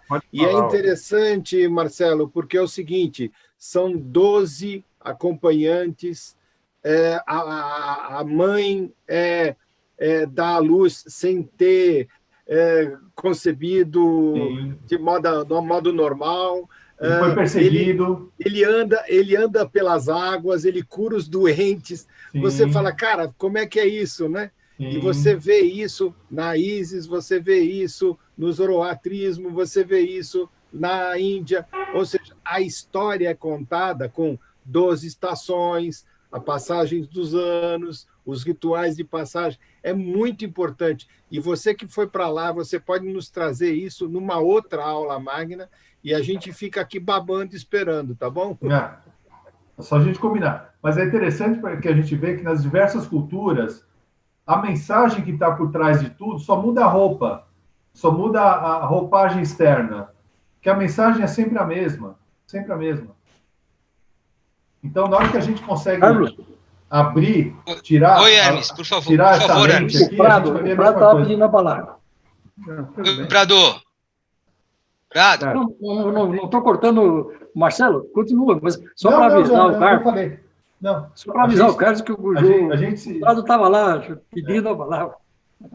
Oi, Prado. A gente se despe da visão superficial, assim, né? Tira os véus de Maia, né? Como lá atrás. Ou levanta os véus de ISIS. Ou levanta os véus de ISIS, é isso aí. Gente, é tudo a mesma coisa. Só muda de endereço e de época. Eu quero parabenizar. Para mim, a didática e a objetividade e a capacidade do Marcelo da aula não é, para mim, novidade, porque eu já o acompanho há muitos anos. Né? Não é à toa que eu sou padrinho dele. Mas é um prazer e, para mim, é um orgulho, né? Com certeza. Mas ele levantou alguns problemas que eu até ia comentar, mas o Marcelo já falou. O Roberto levantou aquelas várias religiões, entre aspas, melhor dizendo, mas tudo o que o Marcelo falou. Você pega a Annie Besant, você pega a Madame Blavatsky, o Coronel Lidovich, fundaram a Sociedade Teosófica, eles têm coleções interessantíssimas. Os véus de Isis, que o Ronaldo comentou, temos outro sítio, o Joseph Campbell, O Poder do Mito. Nós temos todas essas religiões que elas se entrelaçam de acordo com épocas da humanidade, necessidade e áreas culturais e geográficas. Mas a coisa está muito mais além. O Marcelo citou isso, a meu ver. Se trabalha com planos diferentes. O Ronaldo sabe disso, tem o Sebastião que trabalhou, o próprio Marcelo, alguns irmãos que trabalham com isso há algum tempo sabem que o trabalho dentro de uma loja, não, isso eu venho falando, acho que o Hermes está de testemunha, que eu já venho comentando isso em loja há quase 30 anos, que o trabalho maçônico dentro em loja é esotérico e exotérico. É o trabalho que se faz, são várias pessoas que estão lá e acompanham outros planos, e observando e nos dirigindo. Então, daí a importância. É preciso ser dito isso, desculpe até repetir novamente, porque, infelizmente, às vezes, os que se adentram à maçonaria veem aquilo como apenas chega lá, faz um ritual, vai embora, e na era moderna, que é tudo tecnológico, a coisa é rápida, quero o resultado rápido. Não é assim, a meu ver. Isso denota e demanda estudos profundos, demanda profundidade, parte prática, como eu sei que está aí o Ronaldo, que acabou de vir, já imagino o trabalho dele, o Sebastião, são aplicações práticas e estudos profundos esotéricos. Senão, o irmão não vai entender nada, vai ver aquilo como um ritual simplesmente mecânico e realmente o interesse se perde. Para não prolongar muito, o Marcelo comentou, eu lembro que quando estive em Roma, e você lembrou bem, foi uma luta para se instalar o cristianismo, porque na época o culto a Mitra, eu inclusive visitei uma das igrejas mediterrâneas e tinha um local para os soldados romanos que iam para o exterior e tinha uma mesa e uma imagem de Mitra. Eu nunca esqueci, olha, faz muito tempo. Boa lembrança. E visitei Peru, etc., mas não é o momento agora de comentar. Então, acho que a ideia pode-se vir para conhecimento, todos estudar Zoroastro, estudar Krishna, isso é ótimo, mas todos vamos pesquisar e precisamos entender que a origem é uma só. A origem é única, vem do Pai, vem lá de cima. Todo esse projeto divino, aqui nós chamamos do grande arquiteto do universo, todo o projeto divino, somos nós que estamos aqui para cumprir e tentar assim fazer. Não quero me estender muito, mas mais uma vez, parabéns, Marcelo, de você, eu já sabia que ia ser uma grande aula. Obrigado. Só para complementar uma coisa aqui, para quem se interessar, só como uma espécie de um aquecimento aí. Leiam a epopeia de Ramayana. É uma dos 4 livros dos Upanishads, lá, um dos principais livros da cultura hindu. A luta de Rama contra o demônio Ravana, que na verdade é uma luta entre a luz e as trevas, né? Ou seja, a luta entre o homem com as suas virtudes, batalhando contra os seus próprios defeitos. É muito bonito, é muito bonito. Então, vale a pena dar uma lida como aquecimento aí, vocês vão se surpreender. E tem uma edição em português muito boa em prosa, que eu tenho, eu não me lembro o nome do autor, porque são versos, né? Mas assim, tem uma edição em prosa que é muito boa. Eu tenho essa, mas eu não lembro o nome do autor agora, mas é um livro de capa verde, fácil de achar também. Desculpe interromper novamente, porque me fez lembrar. Vamos ler a epopeia de Gilgamesh, que é um épico anterior à vida de Cristo, e tem uma similaridade, inclusive em todo o seu trajeto. Então, é um livro fácil de se encontrar em qualquer livraria do pensamento. É só essa colocação. Alguém me ouve? Posso falar? Alô? Oi, Manuel. Boa noite. Boa noite, Manuel. Boa noite, Tino. Eu queria agradecer, né, mais uma vez estar participando como convidado e, se for possível, né, logicamente, alô, tá me ouvindo? Sim. Ah, tá. Sim, estou ouvindo, Manuel, por favor, fique à vontade. Entrou uma tela aqui. Se for possível, passar essas referências para a gente no WhatsApp, né? E para não chover no molhado, não esticar muito, né? Agradecer demais aí, foi fantástico, foi assim memorável e de uma forma assim muito transparente a forma como foi colocado a palestra. E eu que sou muito fã, né? De toda a história egípcia, acompanho sempre todos os filmes medievais, eu assisto e também busco um fundamento na Bíblia, né? Para resumir o que eu quero dizer, né? Cada vez que passa o filme de Moisés, a travessia do Mar Vermelho, então a gente faz toda aquela associação com a história do Egito, né? E tem toda aquela conexão onde que o povo está o quê? Está buscando uma luz, né? E essa luz, né? A gente observa que as pirâmides foram feitas para entrar por um orifício também uma luz, e essa luz vem do sol, né? Então tudo tem uma conexão. Talvez eu não saiba me expressar com tanta propriedade, mas eu consigo visualizar desta forma. Mas quem sabe um dia eu consigo estudar e chegar realmente na mesma linha de raciocínio de vocês todos. Muito obrigado. Obrigado, Manuel, pela participação, viu? Muito obrigado. Okay. Mas, alguém mais, por favor? Oi? Fernandão? Fernando? Oi, Carlinhos, diga. Alô? Oi? Carlinhos, está ouvindo? Oi, Fernando. Acho que eu não está saindo o som. Eu acho que está... Quem falando? É o Fernando. Eu estou no celular, mas está ruim, acho que o som, né? Estamos ouvindo bem, Fernando. Está ouvindo bem? Tá. Ô, Marcelão, por favor. Para te dar os parabéns pela palestra aí, magnífica. Obrigado pela aula. Oi, Fernando. Fica bem aí.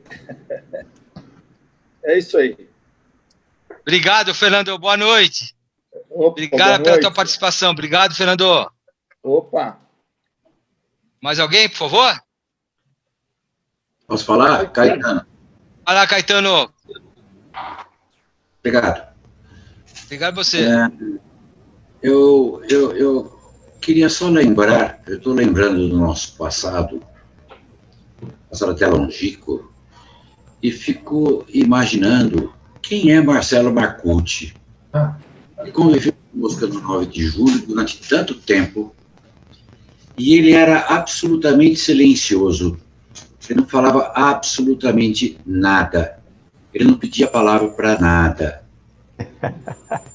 Nós estamos imaginando o que a luz do Ocidente fez com o Marcelo. Liberou esse homem, esse irmão, para todos nós, para ele próprio, ele se revelou, mostrando não só o conhecimento maçônico que ele tem, como a cultura geral fantástica que ele tem. É impressionante, Marcelo. Eu fico cada vez mais admirando você. Eu vou, além de cuidar dos meus dentes com você, vou cuidar da minha cabeça com você também, tá? Porque a gente se revelou ser um professor didático, experiente, conhecedor e de muita cultura. Muito obrigado.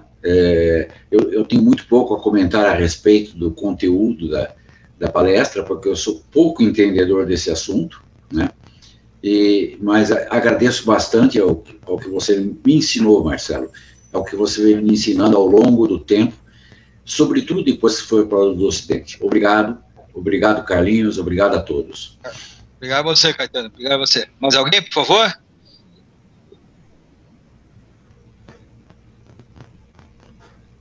Marcelo Gomes, olha.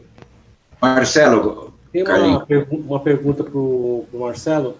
Oi, Marcelo. Você está há quantos anos na maçonaria para adquirir esse conhecimento todo? Porque é minha pergunta. Eu fui iniciado em 1999. Mas, na verdade, assim, vou te falar uma coisa, esse conhecimento todo não vem só da maçonaria. Eu participo de outras ordens, eu estudo outras correntes, né? E, na verdade, a gente vai juntando os elementos, né? Vai montando quebra-cabeça, né? Então, é uma busca, é uma peregrinação incessante.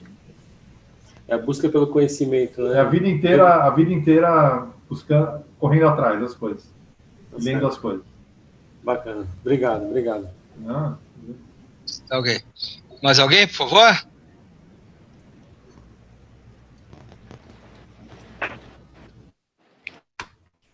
Oi.